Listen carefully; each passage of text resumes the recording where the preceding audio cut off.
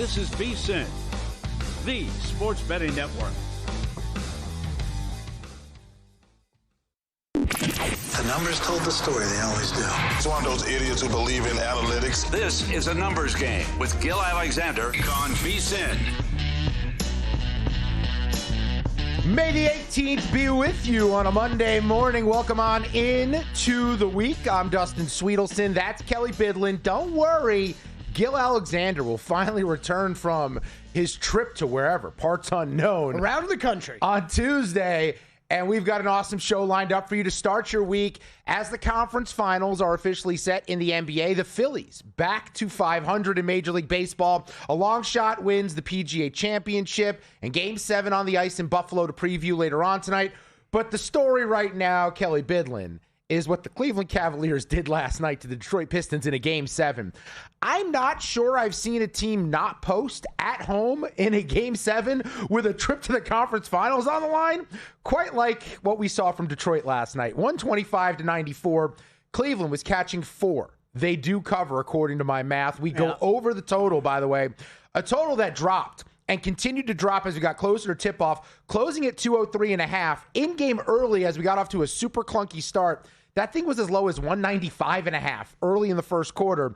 And in the end, we go over every single total that was out there for the most part. And the Cleveland Cavaliers have punched their ticket to take on the Knicks in the Eastern Conference Finals. Yeah, man, you hadn't seen a performance like that at home to possibly go to the conference finals since 2 days beforehand. Yeah, Man, this series, unfortunately, I'd really hate to say it, but this series really became all of, who was going to lose who wanted to lose a game less, it felt like, every single time. These last 3 games on the road, we see the road team win, Game 5, Game 6, Game 7.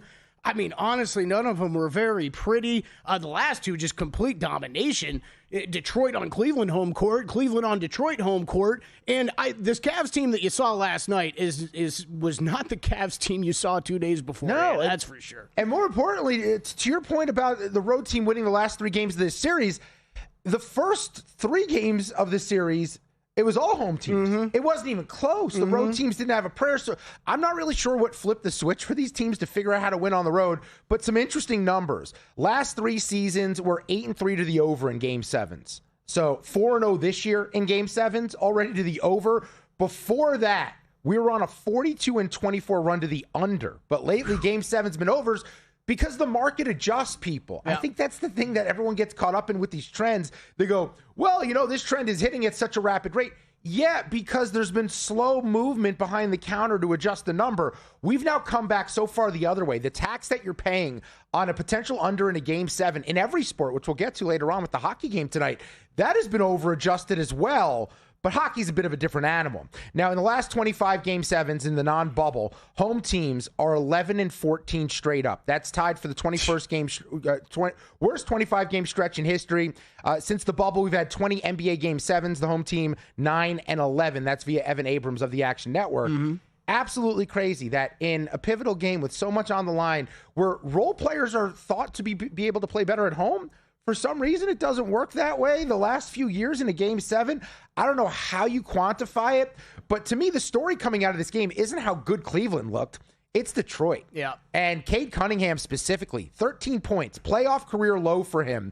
He only had 1 point in the second half. Okay, 1 point in the second half of a Game 7 when he is the guy who makes everything go for the Pistons offense.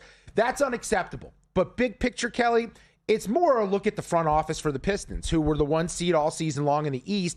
And at the trade deadline, you have one team in this matchup that added James Harden and Dennis Schroeder and Keon Ellis. And the other team, what did the Pistons do? Kevin Huerter, who didn't play? Mm-hmm. I think the front office has to look themselves in the mirror and realize they failed this team and did not capitalize on an opportunity.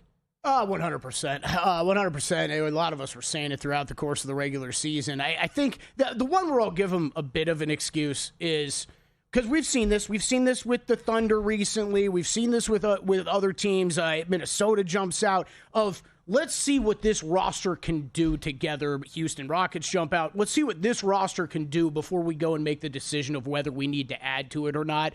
I think a lot of us thought that by the halfway through this season that you'd seen enough of what this you were going to have glaring holes when it came to shooting and offensive potential when you got to the playoffs. That type of roster can work in the regular season. Can it work in the playoffs, though? And I know there's one guy we want to specifically talk about, but I'm not going to crush them just because we saw Houston kind of go through something similar, right? Okay. Young roster. Okay, let's go add Kevin Durant, right? Thunder, same thing, right? They had all those draft picks. Mm-hmm. Is this core good enough? This core is good enough. We don't need to go add anybody else. So I give them a little bit of leeway there, but I don't know, Dustin. Like when so many people from the sidelines seem to think that you're going to have offensive issues come the playoffs, and then when there are players out there, things changed completely during halfway through the season for the Utah Jazz and what their future was going to be. But Lauri Markkanen was very much linked to this team. And if you could have acquired him, added another young threat next to Cade Cunningham, you got to wonder about how this season might be different and how the next 5-10 years could be different. Yeah, Markkanen's one of the names that's been rumored to be on the top of the list for the Detroit Pistons, as is Trey Murphy from the Pelicans. Tobias Harris, Jalen Duren, Ausar Thompson. Those are 3 starters. Mm-hmm. They combined for 17 points, 5 of 20 from the field. Duren completely disappeared for the postseason. He had one good game in Game 6 and then didn't post again in Game 7, really. Had decent rebounding numbers. Ausar Thompson, people, you talk about his defense and the impact he makes there. At this point, he's Tony Allen. I know he's a kid. I know he's still developing.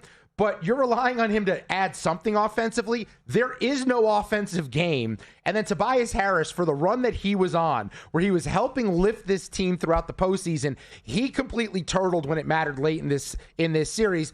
But more importantly, when I look back on Game 7, I don't understand what the game plan was for Detroit. Early in the game, both teams were super clunky, coming down, settling for bad shots, forcing things up. But Detroit was playing at the pace that Cleveland wanted to. And I didn't understand that because of everything we just listed. Yeah. They have so many offensive woes.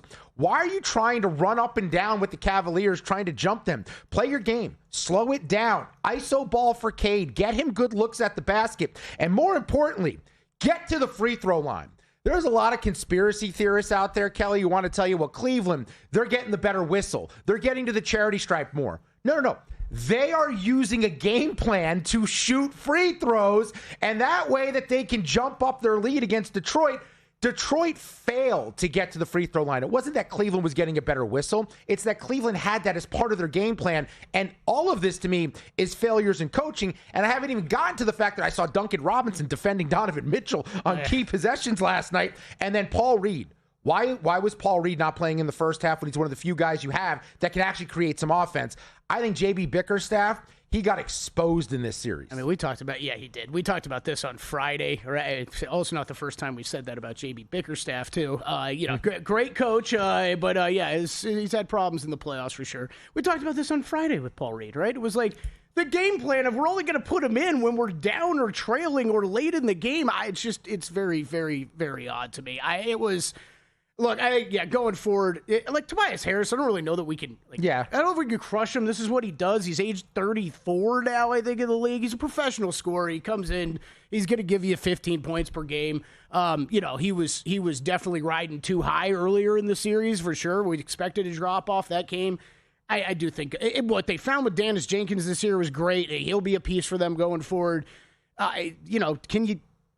Duren got exposed a bit. Mm-hmm. Ausar Thompson, you and I were talking a little bit before the show. The Thompson brothers, this is going to become a massive issue because they are so super talented, so athletic, so good defensively, and the lack of offensive games, you just can't.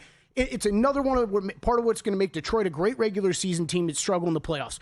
You cannot go with playoff chess matchups that you've got to figure out, and one guy you can identify cannot hurt us offensively at all, especially when they're a wing player. They not only were talking about Rudy Gobert. So I don't really know if you can.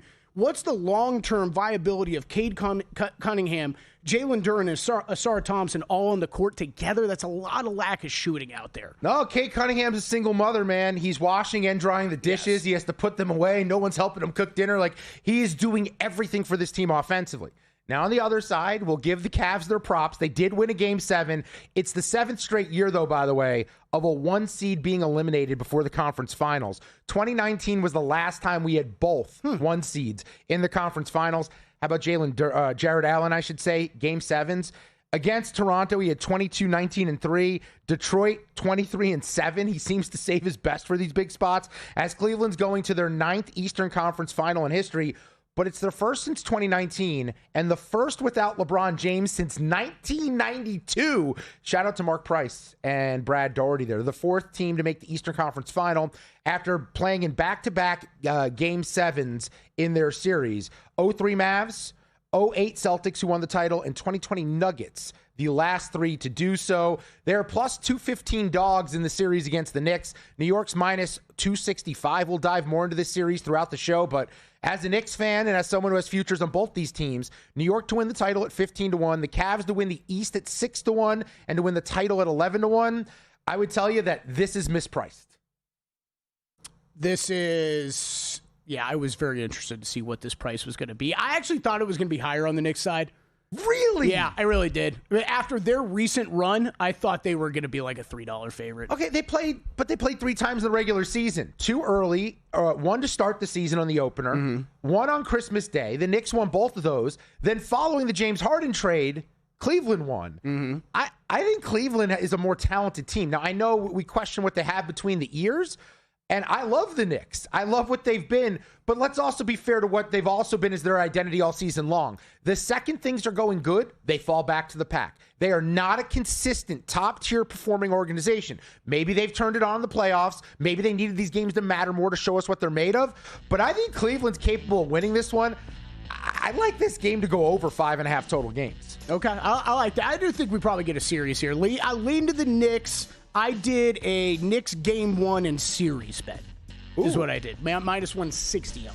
All right, more on that. Plus a Game 7 on the ice and a huge long shot wins the PGA Championship over the weekend. That's on the other side of a numbers game.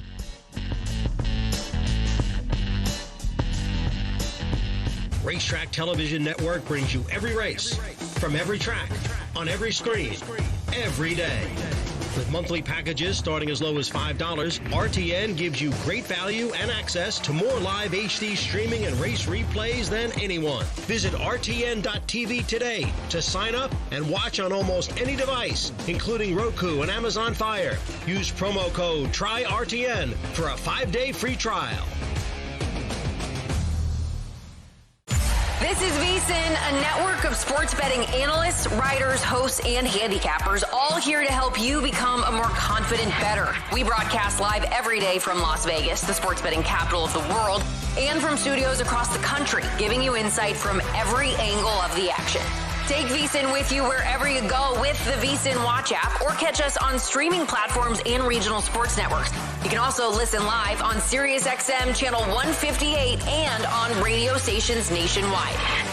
Check out VSiN.com as well for betting tools, exclusive betting splits, AI-powered player prop projections from Opta, pro picks for every game, plus in-depth betting guides and articles built to give you an edge. From sharp betting analysis and daily best bets to insider interviews and expert breakdowns, VSiN is your trusted source for everything happening in the world of sports betting. See everything we have to offer at VSiN.com and become part of the Sports Betting Network. Coming up on the next edition of Follow the Money, the conference finals are here. NBA and NHL. Recap all the action, PGA Championship, and look at the early U.S. Open odds, and a good card in Major League Baseball. Follow the Money, 4 to 7 Eastern on VSiN, the Sports Betting Network, SiriusXM Channel 158. Check out the website for all the betting tools and analysis, or go ahead and jump on and get the VSiN Watch app. Talk to you Monday.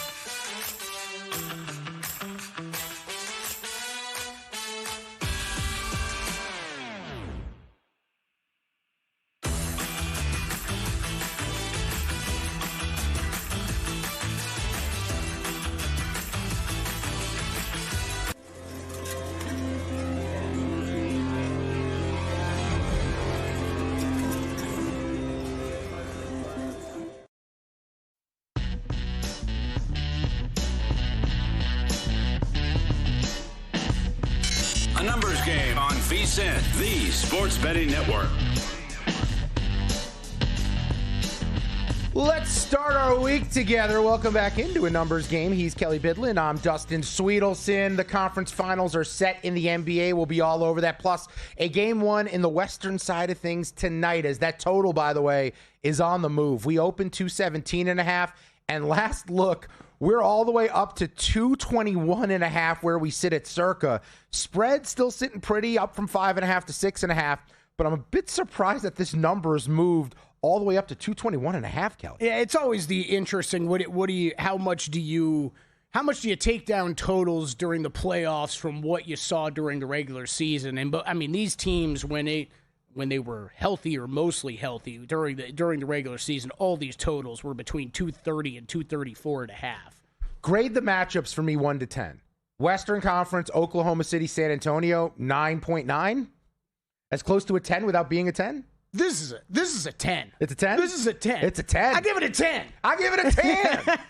10. We're going to see this matchup for I don't know how many more years, and this is like the first official one we're getting. I love it. After what we saw during the regular season with these two teams, it's a 10 for me, man. I'm glad you worded it that way. We're going to see this for the next however many years. And for 2 years in a row, we saw Shai Gilgeous-Alexander win the Most Valuable Player award. 14th player to go back-to-back. Shams Charania with the breaking news yesterday. Everyone was very upset about it, which is weird, because to me, the only people that had a right to be upset about him releasing the news early was Amazon Prime, who thought they had an exclusive deal to announce it during their broadcast. Everyone else, you just found out the information early.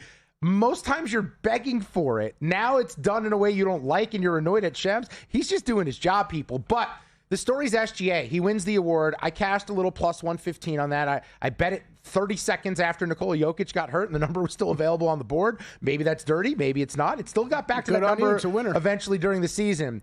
But preseason odds, SGA was the second shot, 4.5 to 1 behind Jokic, who was plus 250. Wemby was 18 to 1. Closing odds, SGA minus 10,000. Wemby 25 to 1. Jokic 50 to 1. The question becomes, Kelly, how long does this run last for SGA? Because it does feel inevitable. Victor Wembanyama is going to start winning these awards and start winning them every year. We have not had someone win 3 in a row since Larry Bird. 83, 84, 85. Before that, it was Wilt Chamberlain, 65, 66, and 67.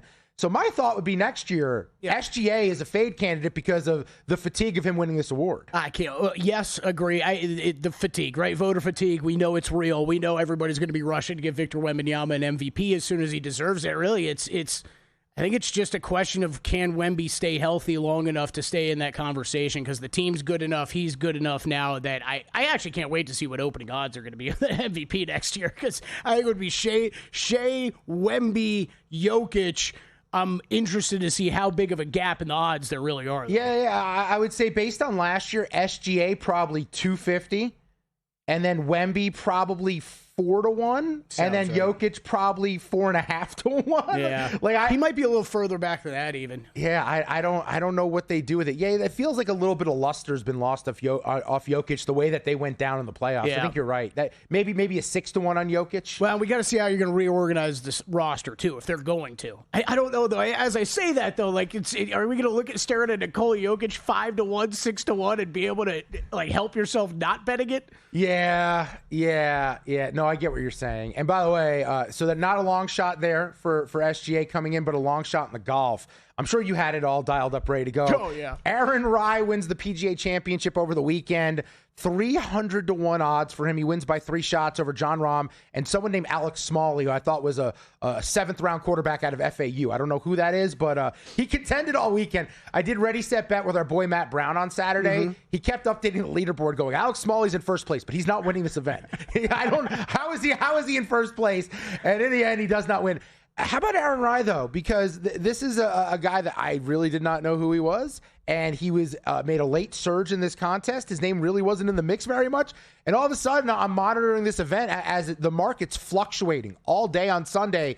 He winds up victorious. What'd you see from his performance at what ended up being an extremely difficult course? Oh, yeah. An incredible back nine. It is. Look, Aaron Rai is a name like J.J. Spawn a year ago. You're kind of come out of nowhere a little bit. These are still pretty quality golfers. Aaron Rai, 4 career wins won on tour last time 2024, his last PGA Tour win. This is, and he's been, look, he is one of the better approach players, in the world. We'd probably say top 20, top 25, which is the most important stat to success in golf. But the consistency has not been there for the last year out of him. So, yeah, this was a bit of a surprise by me. I know Jeff Benson tweeting out yesterday they had 12-hole tickets on Aaron Rodgers at Circa before the tournament. He closed at 300-1 odds. So, good on those people that made those bets, but a very, very good day for the books, I'm sure, when it came to golf. It was... I haven't really talked to a lot of other golf bettors yet. I don't know what their takeaway was. These tournaments like this... We talked about Rory's comments on Friday, Dustin. He was right, in my opinion. This course was... Why? What was the motivation? Why did they make it so insane? Well, it's different, right? And I think that's where I'll start, because I think a lot of criticism that golf gets is that too many of the courses are the same. There's too low scores out there. You want to see these guys challenged. Well, they were challenged this week, and the greens were very tough. Around the greens and on the greens were extremely, extremely difficult. I thought what Rory said it actually after that, what was it, first round? We played some of those comments. I actually thought he was dead on heading into the weekend of just the course was set up in a way where everything was very hard to birdie. The pin positions were very tough, and they didn't really get too much easier over the weekend. But then also the way it's designed and the lack of water and the lack of true hazards, it's really hard to go too much worse than a bogey as well. So you saw very, very few really low rounds. We saw some high rounds early when there was weather in play Thursday, Friday. But I don't want to take anything away from Aaron Rodgers, because it would have been very easy for us to sit here today and kind of like the Cavs Pistons, been like, nobody really won this tournament. Someone just survived to the end. Aaron Rodgers went out on that back nine and won that tournament. He shot low when others weren't. So tip of the cap to him and anybody who bet him. It was not a good tournament for me. And one you walk away a little angry about, just because we're used to, when you're betting golf every week, you're used to having course data and know what you're going to get with the course. And when you have these majors that are not the Masters and the course is changing every year, you got to do your best to scout the course. And a lot of what I thought I knew about it going in, Dustin, I was dead wrong. Oh, it didn't. So you knew early on you were not going to have a winner. I don't know about that. I did have some guys, I had some guys there for a while, and I had a nice top 20 on Alex Smalley at 4-1. I had Ludwig Oberg that got home, but none of my, I had Scheffler, I had Cameron Young. They weren't close at all on the weekend. All right, some big news out of the NFL over the weekend, in case you missed it. Aaron Rodgers is back with the Steelers. Now, I was one of the few people in the camp that didn't think he was necessarily a lock to return to Pittsburgh. Thought there was a chance if there was issues with Bo Nix's ankle in Denver, he might sign with them as the offseason went on. Maybe there was another team like Arizona with the weapons that they have. Maybe they'd be interested in him. Ultimately, he returns to Pittsburgh. The Steelers win total's 8.5. It's even money to the over, -120 to the under. Kelly, I don't know where you stand on Rodgers, but a lot of people are going to quote you about statistics and tell you that Aaron Rodgers looks pretty good. I watched him. He can't move around in the pocket. Yeah. He takes a ton of sacks. He doesn't have the same ability to evade pressure, to throw downfield either. It felt like last season it was a lot of dumping the ball off to Kenneth Gainwell and using those slot receivers on short stuff. I don't know what this does for Pittsburgh long time. And everyone says, well, you don't want to bet the under against the Steelers because they always find their way to 500. Yeah, that was the case when Mike Tomlin was the head coach. Mike McCarthy's the head coach. And oh, by the way, there's plenty of history and drama with him and Rodgers. I kind of like this under 8.5 -120, but at the same point in time, I think I've bet the Steelers win total under the last 2 years as well. Yeah, it's. I was the king of doing that. I think I did about 4 years in a row and got burnt on it. And this was last year. Finally, I took a year off. But yeah, it would be absolutely under or nothing for me. It really, it's another, Aaron Rodgers last year, not overly impressive. I'd be a bit concerned if I was a Steelers fan. But is he better than the alternative? Yeah, he is. But that says more about playing quarterback in the NFL, right? Like these guys that are really good, we don't make enough of as big of a deal as we should about how really good they are compared to what an average quarterback is in the NFL, and then what a starting quarterback is. And there are bad starters that are still better than so many other guys sitting on the benches out there. So you'd say his quarterback rank the last 4 years via Bill Barnwell, 2025, 23rd of 28 quarterbacks. The year before, 25th of 32. 2023, he was hurt. And then 2022, he was 26 of 31. You'd say that qualifies as not good? I think I'd agree. Yeah. I think I'd Not agree. elite. All right, so Not elite. Aaron Rodgers back in Pittsburgh. It feels like all the dominoes are pretty much set as far as quarterback situations are concerned there. And if you want to get your ducks in a row when it comes to sports betting, we've got an awesome deal for you over at VSiN.com. Right now, for a limited time, we're giving you a great deal for $199. You will get a full year of VSiN Pro Access plus 2 more months for free. That's less than 50 cents a day for VSiN Pro Access. With that, you'll get all the best bets from every show, real-time betting splits from DraftKings and Circa, AI-powered prop tools from Opta AI, and 24/7 video, full show replays on the VSiN Watch app. Offer ends soon. Go to VSiN.com/subscribe. Use the promo code PRO to get more details on that. We've got an interesting Monday baseball card. We will break it all down on the other side of a numbers game.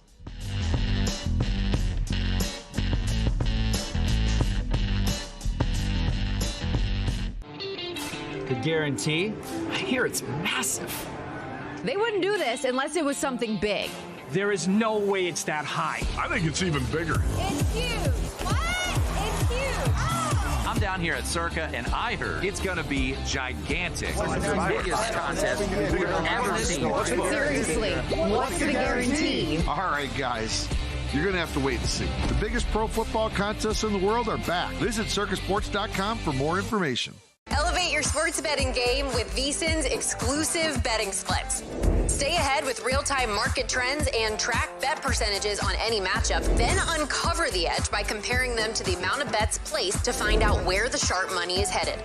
Upgrade to VSiN Pro to access betting splits, live odds, line moves, power ratings, and in-depth game analysis. Go to VSiN.com/pro to join VSiN, the sports betting network.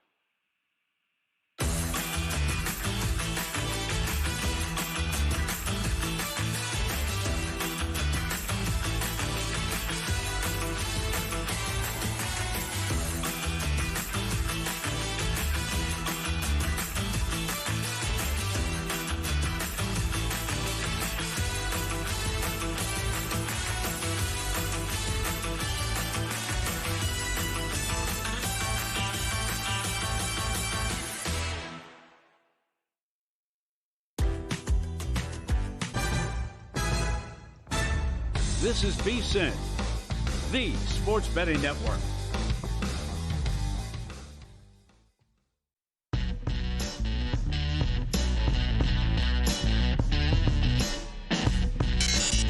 Game on VSiN, the Sports Betting Network. Yes, indeedy, it is a numbers game. I'm Dustin Sweetelson. He's Kelly Bidlin. We'll be with you here in the AM. Don't worry. Gil Alexander returns from parts unknown on Tuesday. You'll get the full complement of Gil. Is there a big tennis event this weekend that he couldn't miss? French Open starts next week. Thank God. Thank God.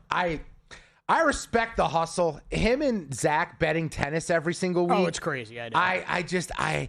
I find it really difficult to and we touched on it last week, and I got a lot of hate in the old mentions about these individual sports. At least with golf, it makes sense to me because there's top 20 and top 10 and all these matchups. It's a little bit easier. You have 4 days of sweating out this one bet. The matchups every single event for these tennis things, I don't know how they do it. I give them a lot of credit because that's a different level of grind. On all hours of the night, right? I mean, that's really the biggest thing for me. It's just I like to watch mainly what I'm betting on, and so many of these tennis tournaments are just over in Europe, over in Asia. Like it is tough to track this stuff all the time. Now, do people assume that you know tennis because you sit here with Gil every day? Because I tell you, people, as I was Patrick Maher's sidekick for a decade, people would come up to me and start talking horse racing. Yeah. And I'd be like, no, he knows horse racing. I'm just there. And I ask him questions because I don't know how it works. And like 10 years later, I still just, so people go, oh, yeah, you must. I'm like, no, that's him. Do people assume that you just know tennis because of Gil? It's a great question. I think 5 years of being on this show now, I think the audience knows pretty well that I don't know anything. Pretty open about it. I don't know anything. All right, well, a guy who knows baseball is Greg Hoops Peterson, even though his nickname is Hoops because he also knows college basketball. He's like Bo Jackson. He knows everything. And we're going to give you Greg's Fab 5 in Major League Baseball on a Monday. As Greg joins us now via the Progressive Guest Line, you can check out his podcast.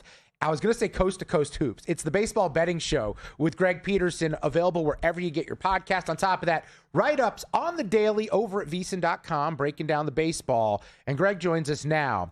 So, Greg, I want to begin with your first game where it's the Phillies and the Reds. And you're going to look to the total. It's Andrew Painter against Nick Lodolo. Total in the game, by the way, is up to 10. Phillies minus 131, Cincinnati plus 108 on the road. But how about the Phillies back to one game above 500? All they've done is win every single series since Don Mattingly has taken over. They've won 20 games in a row versus teams above 500. Now they take on Cincinnati. What are you going to do in this matchup?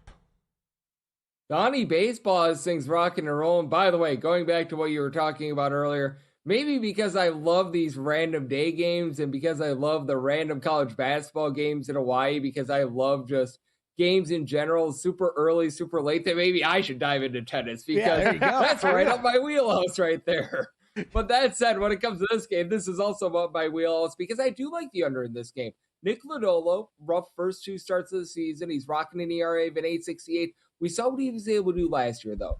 3.33 ERA, less than 2 walks per 9 innings. It's taken him a little bit of time coming off the injury list. That happens for a lot of pitchers. I think that he's going to be able to turn a little bit of a corner here. Keep in mind, the Reds through the first 4 weeks of the season were actually number 1 in terms of bullpen ERA. It's toilet bowled a little bit. I don't think that they're as good as they were the first 4 weeks of the season. Now they're outside the top 22 in terms of bullpen ERA. I don't think that they're this bad either. And then for the Phillies, Andrew Painter has pitched a little bit better than his north of 6 ERA would indicate. More like a 4.82 fielding dependent. He's got some solid swing and miss stuff. He's not really killing himself with regards to walks as well. And for the Reds, they're much like the Philadelphia Phillies. Both of these teams really rely upon 2 guys. Kyle Schwarber and Bryce Harper have been incredible, and Schwarber, 20 home runs already. That's insane. And then on the flip side for the Reds, Elly De La Cruz along with Sal Stewart. If it weren't for those 2 guys, they would have no offense. So you neutralize those 2 guys on each side. You're able to have yourself a bunch of other guys in lineup that aren't doing a ton. So I do like that under of 9.5, even seeing a 10 or 2 out there as well. Okay, I like it. Let's keep cruising on the Greg's Fab 5. Reminder, this is just 5 bets that Danny and I choose from Greg Peterson. All of his bets can be found at VSiN.com in his daily articles, and all the bets that we do here at VSiN can be found over there. Mets at Nationals. I know you're involved in this one. Mets minus 135 road favorite. Nationals plus 121 on the comeback. Total set at 10. Where are you looking here? While Christian Scott has a good ERA, it's below a 3.40. You just have to fear the walks issues with him. He's giving out over 5 walks per 9 innings. Command has not been his forte. And for Jake Irvin, right now he does have a 5.92 ERA. That's obviously less than tremendous. fielding independence more than a full point lower, and he's actually getting a career high about 9.5 strikeouts per 9 innings. Additionally, for the Washington Nationals, even if you do think that there might be a little bit of disadvantage with regards to starting pitching, you've got a Mets lineup that, even though they were able to get going a little bit more in the Subway Series over the weekend, they're still a bottom 6 team in terms of run creation. Really, aside from Juan Soto, MJ Melendez, nobody in that lineup's giving over a 310 on base. For the Nationals, meanwhile, they've been a top 2 team in terms of run creation thus far this season. It's been incredible with them having James Wood, CJ Abrams, being able to get things rolling. They've been hitting lefties much better than righties, so that's something that you do want to be taking note of. But still, guys like Dallin Lyle, Brady House, starting to give them a little bit more production. I think that the Nationals have a good chance of being able to get to Scott, get him out of this game very early. So I do like the Nationals on the money line. And with Irvin being a little bit more improved than that bullpen would indicate, than that ERA would indicate, that total of 10, I do like the total to the under. Greg Peterson is our guest, progressive guest line, VSiN baseball betting analyst, also host of the Baseball Betting Show, available wherever you get your podcast at @GUnit_81. Next game on the card, and we're somewhat like-minded here. Minnesota hosts Houston. Kendry Rojas on the bump for the Twinkies, -115. Houston throwing Tatsuya Imai at -104 odds. He hates America. Not in like an anti-America way, but he doesn't like living here. He has not gotten acclimated, and it shows with the results. He's a -104 slight dog here. 9.5 is the total. Which direction are you going to look, Greg? Yep, I'm going to be in on the Minnesota Twins, and I can't say that I'm a stan of the Twins. I sort of saw the regression that we're seeing right now happening, but that said, with Amai, you mentioned it, 9.9 walks per 9 innings, and I mean, it's not necessarily that he's had a tough time with regards to just acclimating in general. It's actually the rules as well, because one thing that I've been hearing from Amai, and the reason why he struggled so much, is that he hasn't been able to get down the pitch clock as well, which we recall a lot of guys 3 to 4 years ago, they had a little bit of a difficult time with that. They've got the pitch clock here in the States. They don't have that so much in like Japan, KBO, some of those other foreign leagues. So I think that that's had a little bit to play with it as well. And let's say that these two starters, because you've got Kendry Rojas, who's going to be the opener, and then Simeon Woods Richardson, who's going to be the bulk guy. Let's say that they play even up. Astros, dead last in terms of bullpen ERA. Like, man, they have absolutely no bullpen pitching whatsoever. Josh Hader going on the injury list has just destroyed this team. And now with having Carlos Correa out as well, that lineup is going down the toilet bowl as well. So this total of 9.5 to 10, I honestly think is a little bit too high. I think that we see positivity with both of my, along with Woods Richardson, who's going to be the bulk guy. So do like the under, but I took the Twins at -110 on the money line. All right, Greg, keep on moving here. Rangers at the Rockies tonight. Seeing Rangers about -147 on the money line. Rockies +132, but you're looking at the total here. Yep, I'm looking at that total over. Mostly seeing 10s out there. We've been seeing a few 9.5s pop up as well. If you've got a 9.5, all the better, because with Jose Quintana, he's been able to give you a sub-4 ERA. That said, the fielding independence is well above a 5. 4.3 strikeouts and 4.3 walks per 9 innings. And when you're getting less than 4.5 strikeouts per 9 innings and you're pitching at Coors Field, it's a very, very dangerous game. Now, the Rangers, they have been second worst in the league in terms of run creation. They're averaging more than a full run per game, more though away from home rather than at home. I feel like a lot of people don't understand just how much at Ballpark in Arlington is suppressing offense. And Mackenzie Gore has just not been good away from home as well. He's got over a 6 ERA. He's been giving up 6 walks per 9 innings in his road starts as well. So I think that this has runs written all over it. For the Rockies, it's been a little bit up and down with regards to their offense, but also we've seen the bullpen go downward a little bit as well. Personally, with regards to side, I took the Rangers at plus money on the run line. I do like that total of 9.5 to 10 to the over. All right, Greg, a little bit of time left here. Let's Crisco it up here. Rub it all over your body. Squeeze one more in. Dodgers, Padres, King versus Yamamoto. San Diego plus 128 home dogs, -155 with the Dodgers. Total 7.5. What are you going to do?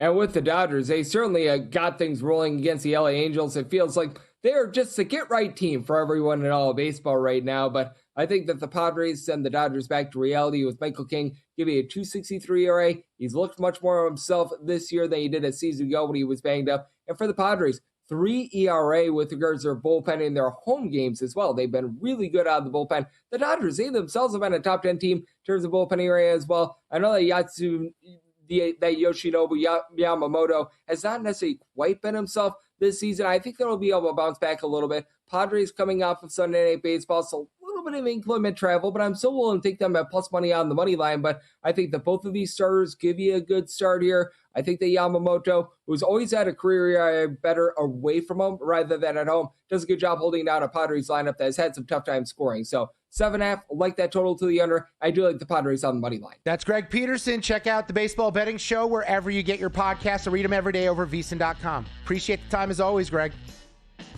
Always appreciate you guys. Thank you. All right, when we return, we'll stay with Major League Baseball for a moment. Over the weekend, I added a 20-1 and a 50-1 in the awards market from two players from one team, and I think a 5-1 may be worth looking at. I'll throw that Kelly's way. All right. Coming up next on A Numbers Game.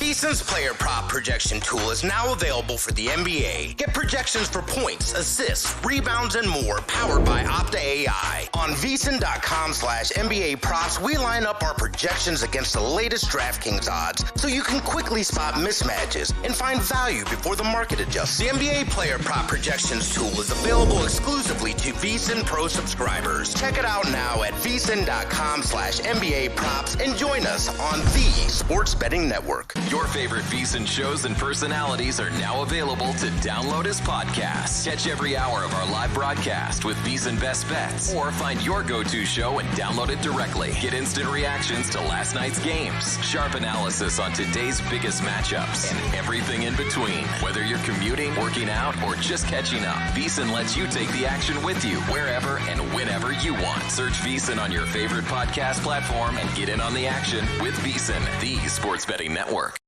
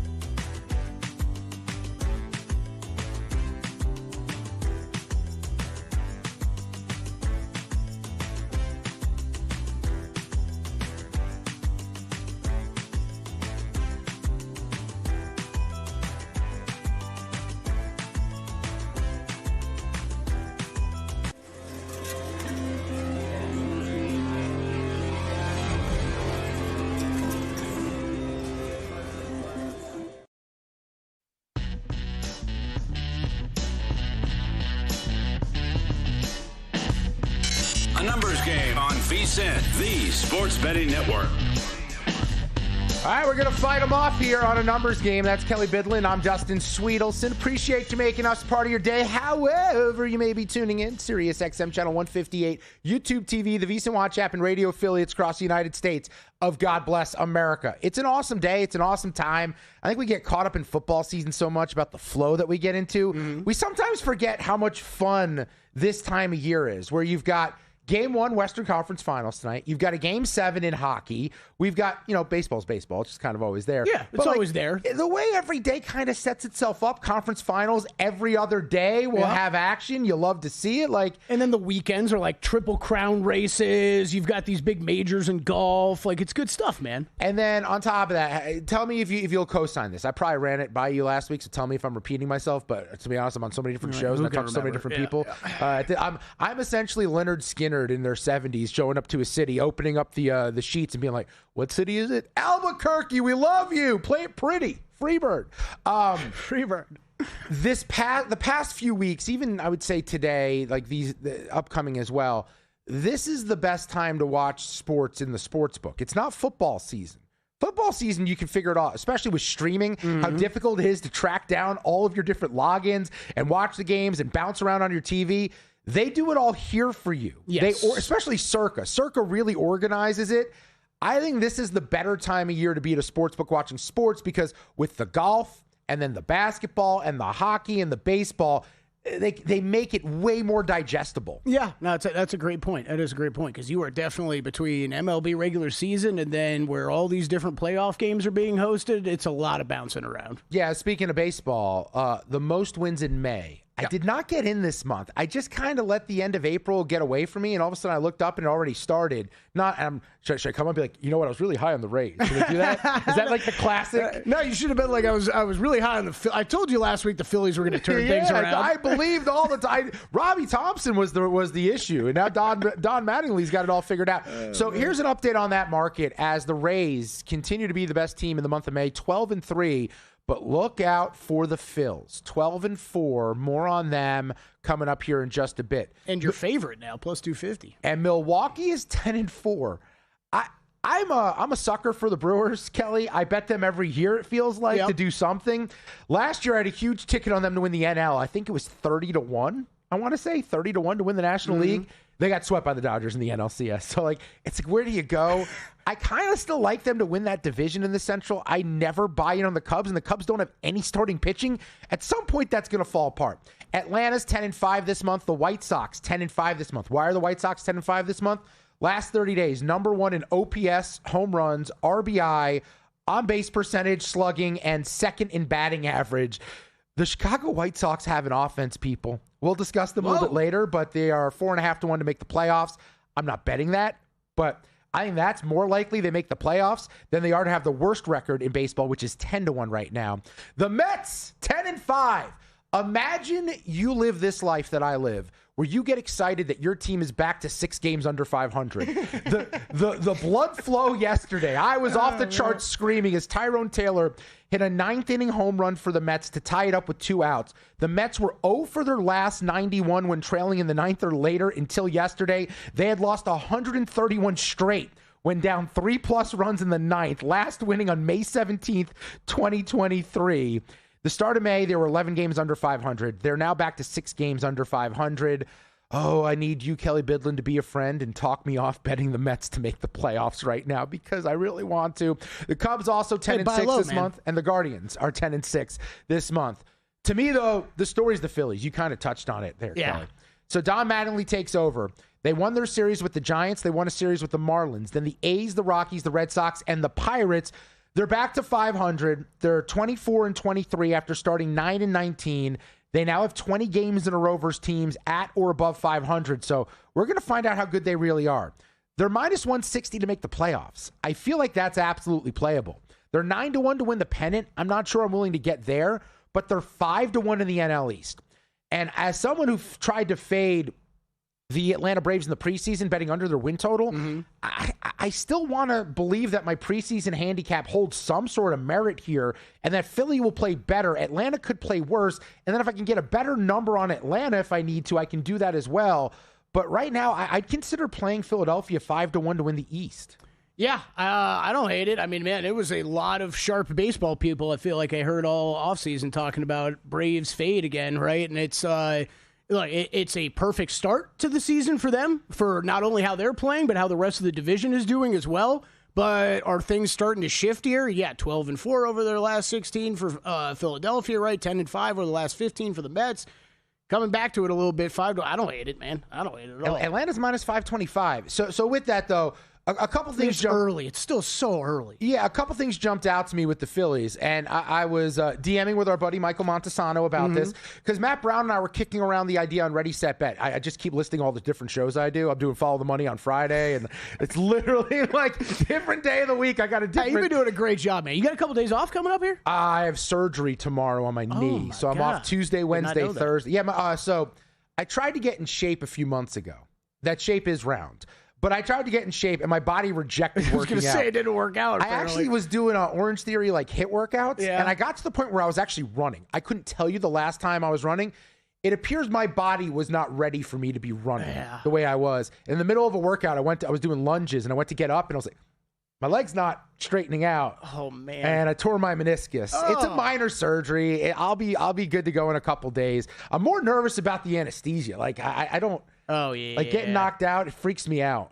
You have no control. You've got someone going with you, right? Yeah, You're gonna say some things. I know. Oh, and it's man. like, please don't record it. Yeah. Oh, man. How many people would get canceled for saying things when they don't really know, their brain's not totally on yet? I'll tell you, it's been a while since I've had to go under, but like I know I've said some stuff when I've gone under. Well, my fear is my fiance is coming with me as my ride.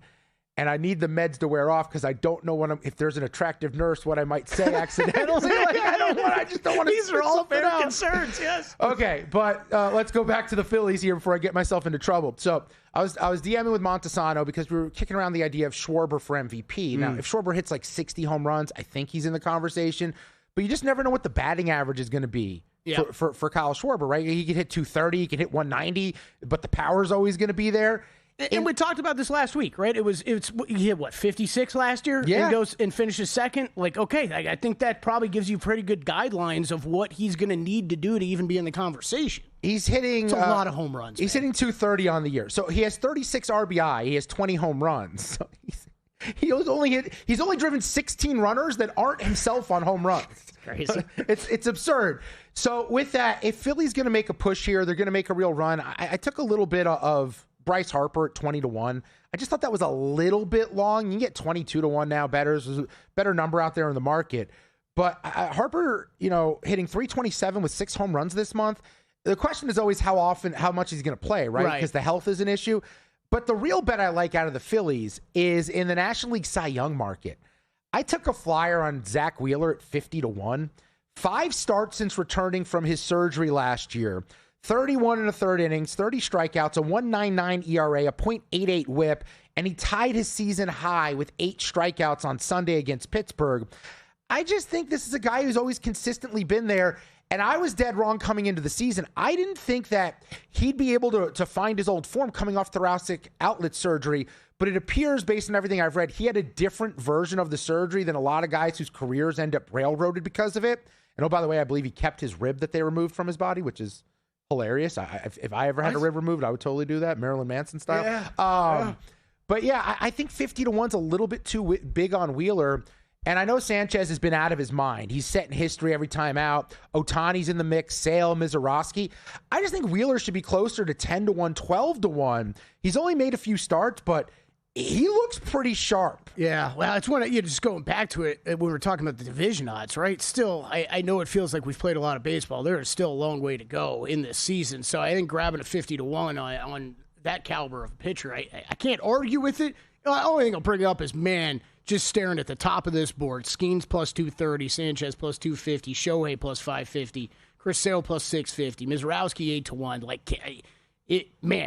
to beat out all those guys, it'd be different if it's 1 or 2, right? But to beat out all these guys is asking a lot. Skeens just allowed 5 earned to Philadelphia on Sunday, though. He's plus 230 to win the award.